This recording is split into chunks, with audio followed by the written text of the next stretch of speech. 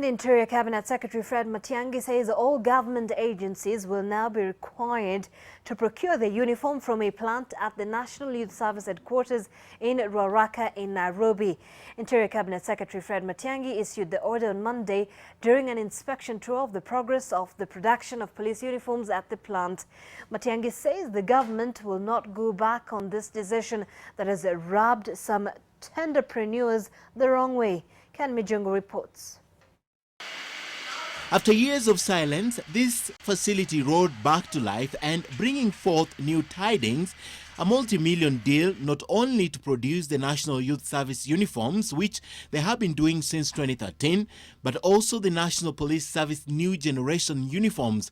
The Army and other disciplined services are already beneficiaries. Over 700 million. That we're saving. Over 700 million. With this, the government will save close to R1 billion shillings. This decision to have the uniforms made locally was opposed by those who have for years benefited from contracts to supply the uniforms. One of the reasons given was that the country lacks the capacity to produce the quality and quantity needed. Most of this work was outsourced, but now even the garments come from local textile manufacturers. It is absolute foolishness to spend our resources to import things we can find here. And then there's government. The government is the greatest consumer of goods and services.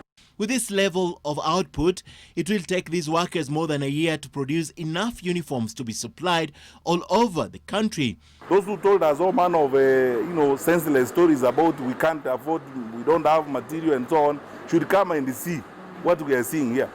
We will not go back on this. In addition to this sector, we have 13 other sectors within the Association of Manufacturers. I know we're in conversation on leather. We want to also extend this to all the other 13 sectors. There are 2 8-hour shifts every day. These machines were installed in this facility more than 40 years ago. Most of it, they have been lying idle. The decision by the government to bring them back to life is quite telling. But what's more telling is the decision by the Interior Ministry to grab the bull by the horns. We've taken this decision and we're working on this. And we will begin a system of tracking this in various other departments and in various sectors to be sure, because you cannot support manufacturing theoretically. But aside from the glitzy display of flourishing projects, workers here have a less glamorous side of the story.